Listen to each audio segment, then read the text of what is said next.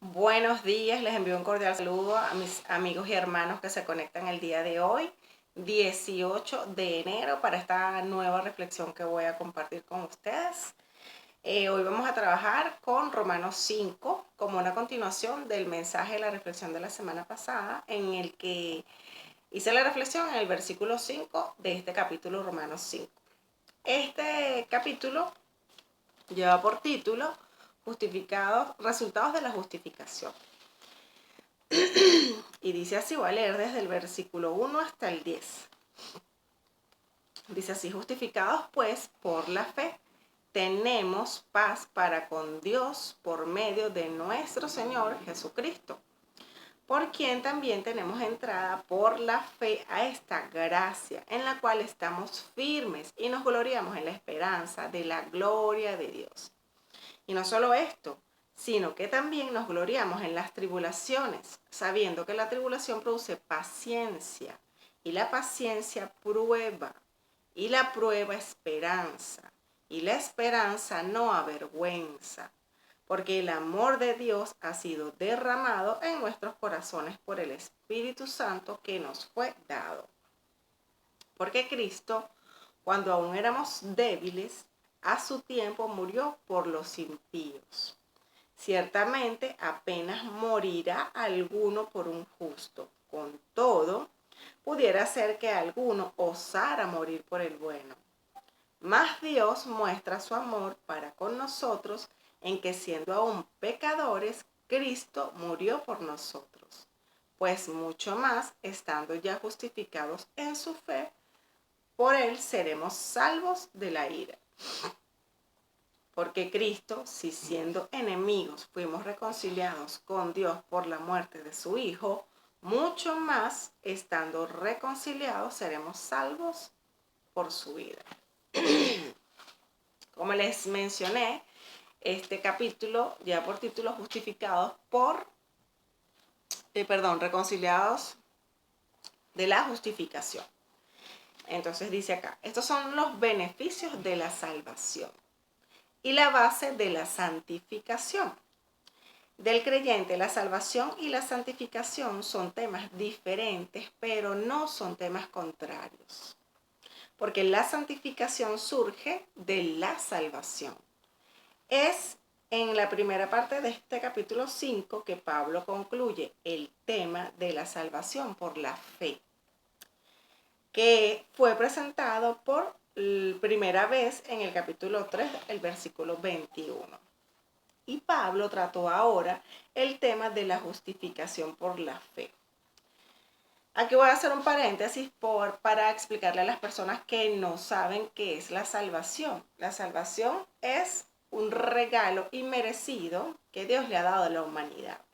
¿Por qué? Porque cuando entró el pecado original a la humanidad por medio de Adán y Eva, nosotros estábamos condenados porque el pecado nos produjo un yugo y ese fue un yugo a toda la humanidad. ¿Y quién tenía la autoridad del yugo? Satanás. Entonces, nosotros estábamos condenados. ¿Qué pasa con el pecado? Cuando la gente peca, o mejor dicho, el pecado, ¿qué es? Separación de Dios. El pecado es muerte. ¿Por qué el pecado es muerte? Porque Dios es santo. Él es santo y Él no habita en la inmundicia. Entonces, Él es nuestro Padre, nosotros fuimos su creación, pero al haber el pecado se creó como un abismo y había una separación. Y se le presentó un problema a Dios. Yo los amo, ellos son mi creación, pero no pueden estar conmigo porque no son santos como yo. ¿Qué hizo el Padre Eterno para resolver ese problema? Envió a su Hijo amado Jesucristo. ¿Para qué? Para que con el derramamiento de su sangre la humanidad fuese redimida y entonces nosotros pudiésemos morar con el Padre en los cielos. Ese es el regalo de la salvación, regalo que es inmerecido, regalo por el cual no hay méritos que nosotros podamos hacer para obtener la salvación. Quiere decir esto, que nosotros por buenas obras no alcanzamos salvación, Quiere decir esto que no porque nosotros consideremos que somos buenos o que nos portamos bien o que llevamos una vida recta o que no dañamos a nadie, nosotros no obtenemos la salvación por eso. Porque dice la Escritura claramente que no es por las obras que nosotros podamos hacer para que nadie se gloríe, sino por la fe en Jesucristo. La salvación la obtenemos solo por la fe. Y es un regalo merecido, ¿por qué? Porque nosotros somos culpables del pecado, porque nosotros sí pecamos y no tenemos mérito alguno, pero fue por amor de Dios, por la gracia de Dios, por amor a su nombre, que Él hace esto por la humanidad. Entonces, muchos se preguntarán, ¿y en qué momento somos salvos? ¿Y cómo yo puedo ser salvo? ¿O cómo yo puedo saber si soy salvo o no soy salvo? ¿Qué es lo que nos enseñó Jesús a través de la palabra? Que la salvación viene de que tú creas en tu corazón que Jesucristo es tu Salvador, que Él vivió en medio de nosotros, que Él murió y al tercer día resucitó y está sentado a la diestra del Padre. Si usted cree eso en su corazón y usted lo confiesa con sus labios, ahí usted recibe el regalo de la salvación. Porque dice la palabra que Jesús tocará nuestras puertas y que si nosotros le abrimos, Él entrará y cenará con nosotros. Pero que si nosotros no le abrimos, Él simplemente sacudirá su calzado y seguirá. Entonces, recibirlo. Como les recalco de nuevo, es un regalo que ninguno nos merecemos. Por más que usted piense que es bueno, pues no hay bueno, solo Dios. Porque todos en algún momento hemos fallado, y sé que todos hemos fallado muchas veces, no una sola vez.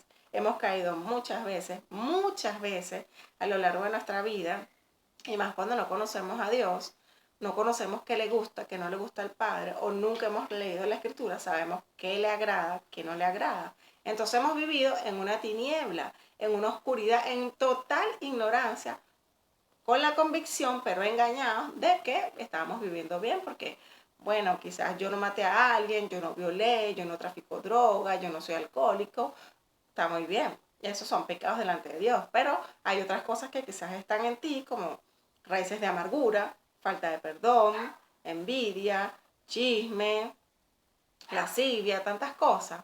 Y tú tienes el engaño de que, bueno, que tú eres bueno y que tú tienes mérito, y realmente no lo es así, por lo que les acabo de explicar. Entonces, en este versículo que les estoy comentando ahora, Pablo está hablando de lo que viene después de haber aceptado a Dios, de que ya tu alma es salva, que es lo que tú recibes como creyente. Y no es creyente en cualquier cosa, es creyente en Jesucristo. No es que tú puedes creer en la luna, en el sol, en el universo, no, porque el universo no fue el que te creó, el universo no fue el que derramó su sangre por ti para redención, el universo no es el que te puede sanar, el que te puede libertar, el que te puede restaurar, no es el universo, es solo Jesucristo, a través de la fe que tú tengas en Jesucristo. Por eso es que cuando nosotros le hablamos de Jesús a las personas, siempre le preguntamos a la gente, porque esto es voluntario, esto no es obligado, que si quieres aceptar a Jesús en tu corazón, y nosotros le hacemos una oración que en otras reflexiones yo la he hecho al final. En esta reflexión lo voy a hacer de nuevo al final, para si alguna persona quiere recibir a Jesús en su corazón y quiere pasar de muerte a vida y recibir la salvación, pueda repetir esa oración.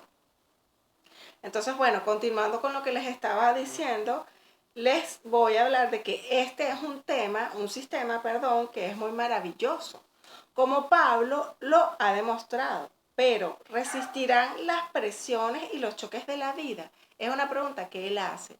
Sí, después de haber nosotros recibido la salvación a través de todas las cosas que vamos a vivir en esta vida, todos los problemas y las situaciones, nosotros vamos a resistir, nos vamos a mantener firmes, nos vamos a mantener anclados en Jesús, creyendo que nuestra fe no mengue. Es lo que él está preguntando. ¿Tendrá el mismo valor después de pasar por el fuego de la prueba? Y Pablo contesta estas preguntas en la primera parte de esta epístola a los romanos. Pablo acá nos muestra los beneficios que le corresponden solo al que cree en Cristo como su Salvador. Y él lo recalca lo mismo que les acabo de decir. Esto es solo para los que creen.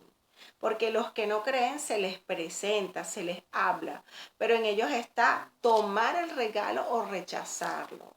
Porque hay mucha gente que dice no creer en Dios, que tú te le vas a acercar a hablar de Dios y te rechazan y se les respeta, porque Dios es poderoso, pero Dios no obliga a nadie a que lo amen, Dios no obliga a nadie a que lo sigan ni a que le obedezcan, eso es en tu corazón, porque es una relación de amor, Dios no es un dictador que te impone, Él te presenta el regalo, Él te habla de lo que está bien, de lo que está mal y te habla de qué va a pasar con tu alma si tú no le aceptas, si tú no te redimes, eres condenado. Pero aún así hay personas a las que se les habla y deciden que no quieren morar con Dios, que no quieren pasar a la eternidad con Dios, que quieren ir al infierno eternamente. Y pues eso también se les respeta. Y Dios es un caballero dulce y gentil y eso se respeta. En el versículo 1 se refiere, voy a releerlo primero, dice, justificados pues por fe. Nosotros tenemos paz para con Dios por medio de nuestro Señor Jesucristo. Aquí se refiere al acto de fe que tiene lugar en el momento en que confiamos en Cristo. Esa paz es el resultado de estar reconciliados con Cristo. Es la paz que resulta entre el pecador reconciliado y Dios. El pecador ya no es enemigo de Dios, que lucha contra él. El creyente en Cristo tiene paz con Dios, quien ha extendido su misericordia al pecador, y Dios ya no tiene ningún cargo contra él. El pecador ya no es culpable. Él ahora tiene salvación eterna y permanente. Esta paz resulta de tener perdonado los pecados y tener una buena relación con su Padre. ¿Por qué? Porque la persona, cuando está haciendo la oración de fe, confiesa su pecado, se arrepiente y ya en ese mismo momento Dios perdona todo el pecado, todo lo que haya podido hacer. Hay personas que quizás piensan, pero con una simple oración. Sí, con una simple oración. Siempre que esté acompañado de ese creer en tu corazón, perdón, de tu corazón, que tú lo confiesas con tu boca, lo que tú estás creyendo en tu corazón. Y el Padre nos dice en la palabra que Él no se acuerda de esos pecados ya más. Ya cuando Él te perdonó, ya te perdonó. Él no es como nosotros que quizás más adelante cuando se moleste te lo va a sacar porque tú en el año tal hiciste eso y te va a acusar porque tú y te va a recriminar. No, el Señor no es así.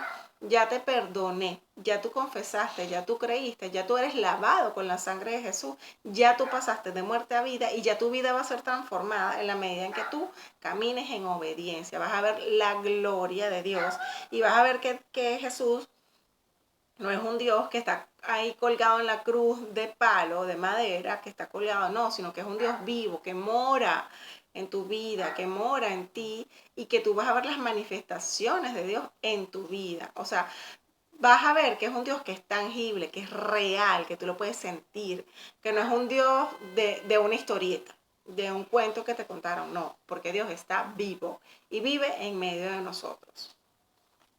En el versículo 2 dice así, por quien también tenemos entrada por la fe, esta gracia en la cual estamos firmes y nos gloriamos en la esperanza de la gloria de Dios. El acceso se refiere al hecho de que tenemos acceso al Elohim, que es Dios en hebreo, que es la palabra original, mediante la oración. Es maravilloso tener a alguien a quien acudir, alguien con quien poder hablar acerca de nosotros mismos, de nuestros problemas en la vida. El Hijo de Elohim se puede dirigir a su Padre Celestial en cualquier momento y Él escuchará, contestará sus oraciones según sea su voluntad y según el tiempo que Dios tenga destinado para contestar esa oración. Una cosa que, bueno, una acotación que voy a hacer acá, a nosotros nos gustan las cosas de microondas y con Dios no es así. Con Dios todos son procesos. Y ciertamente aquí, como cuando les digo, Él escucha la oración de todos. de todos, Él escucha la oración. Pero Él responde esas oraciones en su tiempo y de acuerdo a su propósito y a su voluntad. Porque a veces nosotros pedimos cosas que no nos convienen o que en un primer momento pensamos que lucen como perfectas para nosotros, pero que a la larga nos van a dañar. Y eso nosotros no lo estamos viendo. Entonces son el tipo de oraciones que Dios no va a contestar. Si no están alineadas a su propósito y a su voluntad, Dios no dará respuesta. Pero Él escucha y responde la oración en su tiempo. Y los que tenemos esa comunión con Dios podemos dar fe de que Dios responde. Y vaya de qué manera responde el Señor, porque Dios siempre nos sorprende. Dios siempre nos sorprende. Nosotros con el Señor nunca vamos a perder la capacidad de asombro. Porque como está escrito, Él hace cosas nuevas todos los días, cada día. Y realmente las cosas que Dios hace son maravillosas. El versículo 3 dice así, y no solo esto, sino que también nos gloriamos en las tribulaciones. ¿Qué son las tribulaciones? Las dificultades, los problemas. Sabiendo que la tribulación produce paciencia. Dice también el versículo ya leído, nos gloriamos en la esperanza de la gloria. Pablo le dijo al joven predicador que se llamaba Tito, capítulo 2, 13, aguardamos la esperanza bienaventurada, la manifestación gloriosa de nuestro gran Dios Salvador Jesucristo.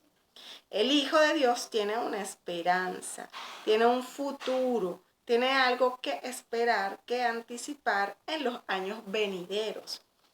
¿Qué es esperar en los años venideros la venida del Señor para recoger a su congregación, a su iglesia? De este mundo es una gloriosa esperanza que se cumplirá cuando Él aparezca en nubes, es decir, que el creyente tiene ese futuro, tiene esa esperanza, tiene ese anhelo en el corazón. Dice, la paciencia produce prueba y la prueba esperanza. En el versículo anterior nos habla de que la tribulación produce paciencia. Y vaya que sí, la tribulación nos trabaja la paciencia. Nosotros, como les dije hace un momento, queremos todo ya y no es así. Y en esa situación difícil, en ese desierto, en ese trillar de Dios, es trabajada la paciencia. Y te dice en ese versículo 4 que la paciencia te produce prueba y la prueba produce esperanza. Porque eres procesado. Entonces en ese tiempo difícil hay una maduración en todos los sentidos, emocionales, espirituales, inclusive hasta físicos, porque hay desiertos que dejan marcas en nuestro cuerpo. Ok. Es interesante ver que estas tres palabras están asociadas con las dificultades. Las palabras ¿cuáles son? Paciencia, prueba y esperanza. Una es la alegría con que nos gloriamos. Esta es la esperanza. Y la tercera es la paciencia. Es decir, se requiere dificultad para sacar lo mejor de la vida. El creyente, la única manera en que Dios puede obtener fruto de sus hijos es podando o cortando sus pámpanos. El Señor nos dice en la Escritura que separados de Él nosotros nada podemos. Y ciertamente es así. También dice que Él es la vid y nosotros somos los pámpanos. Y obviamente, al cortar el pámpano, si se despega de la vid, ya no va a recibir la salvia, ya no va a ser nutrido, no va a ser alimentado, no va a ser cuidado, no va a crecer. Está destinado a perecer y a secarse. Por eso Él nos dice acá también, voy cortando los pámpanos, porque voy podando todas esas cosas en ustedes que a mí no me agrada, porque los estoy filtrando, por decirlo de alguna manera.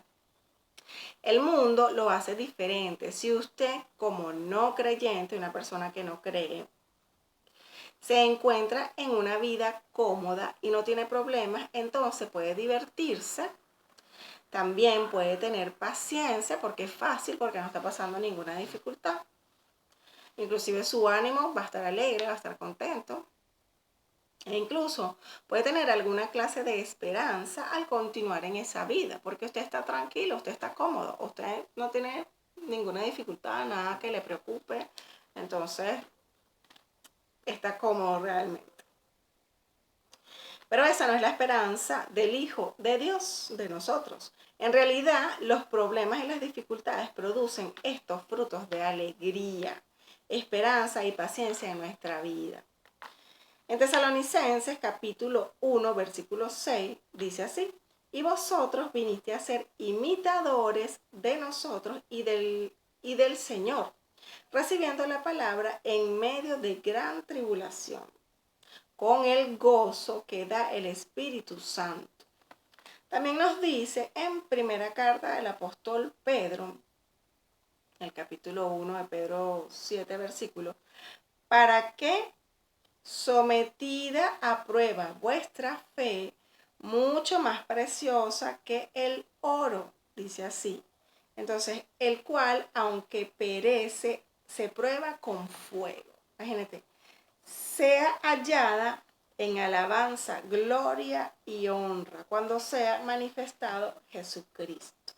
Imagínate si nosotros en el mundo, para sacarle las impurezas al oro, lo sometemos a grandes temperaturas para filtrar eso, y es algo que es perecedero. ¿Cuánto más Dios no nos va a someter a nosotros a ese fuego de la prueba cuando nos ama y lo que quiere es que nosotros moremos con Él? Entonces vale la pena la prueba, la aflicción, vale la pena porque en eso nosotros somos perfeccionados, y eso sirve solo para que nosotros crezcamos espiritualmente, para que haya una elevación espiritual. Entonces tenemos que sentirnos honrados y sentirnos gozosos, como dice la Escritura, cuando nosotros somos pasados por la prueba, porque hay un crecimiento y hay una maduración.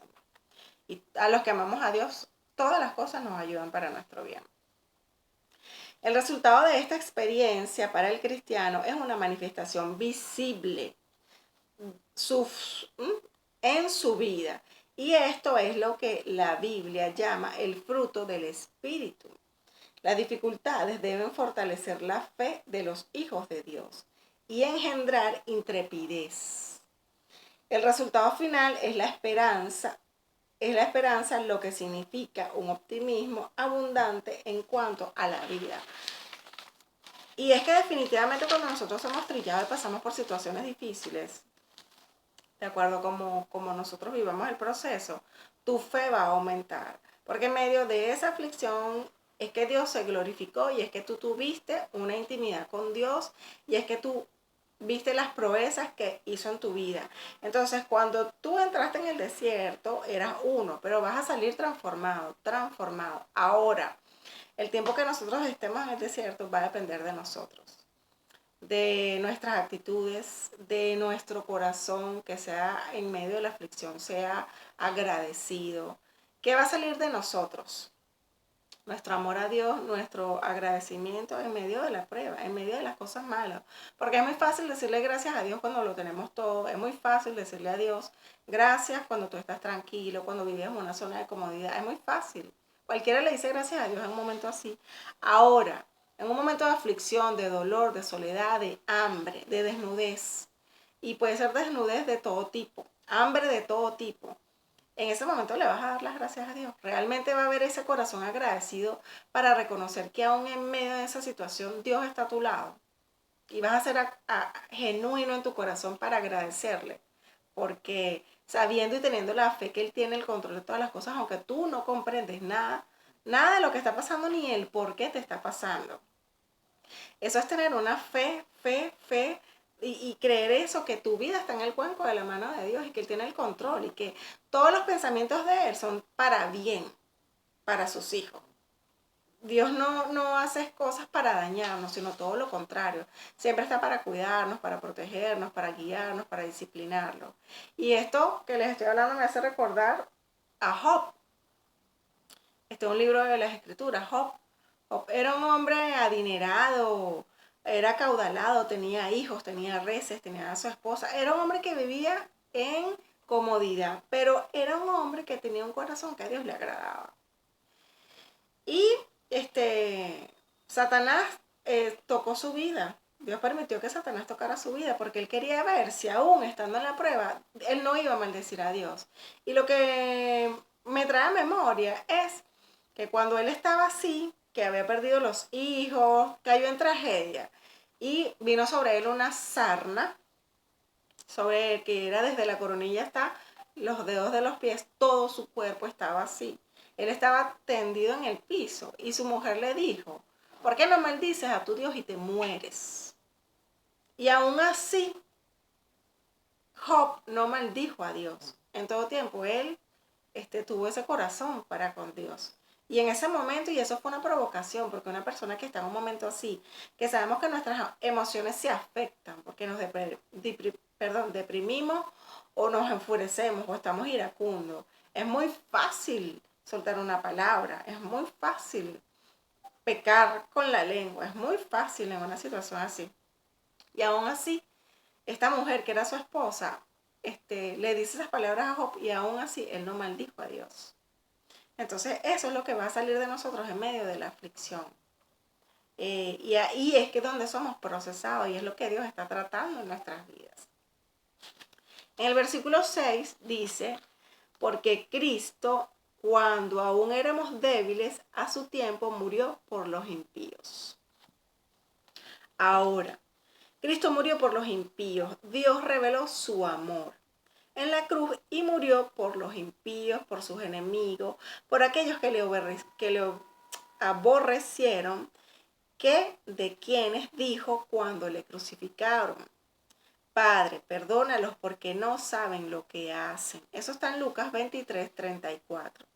Sin embargo, Cristo no nos salvó solo por su amor. Dios es más que amor. Él es santo. Él es justo. No puede abrir la puerta trasera del cielo, de una manera metafórica, para dejar entrar a los pecadores bajo el imperio de la oscuridad, porque cuando la gente está en pecado está bajo el imperio de Satanás, bajo el imperio de la oscuridad.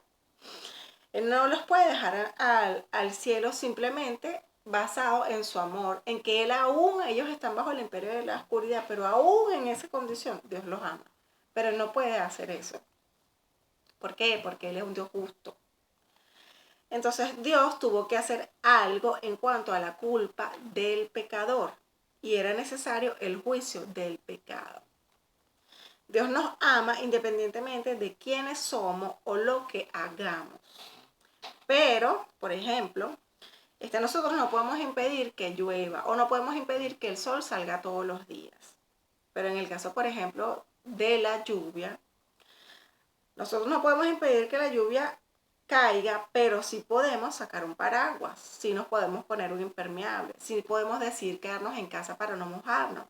O me voy a esconder en algún café, en algún edificio para guarecerme hasta que cese la lluvia. Nosotros sí podemos hacer eso. Y de igual manera podemos sacar la sombrilla del pecado. Podemos ser indiferentes a Dios. O podemos tener la sombrilla del alejamiento de Dios. Lo que impedirá que su amor brille sobre nosotros. No es que Dios a ciertas personas las quiera y a otras no, sino que estas actitudes de indiferencia, de alejamiento, impedirá que su amor brille, pero aún así Dios lo ama, pero Dios está esperando que Él se arrepienta y escuche su llamado. Como les dije hace un momento, Él ama la creación toda la creación Él la ama, porque Él murió por todos, absolutamente por todos, pero Él aborrece el pecado. Entonces una persona que está pecando, Él eso lo aborrece.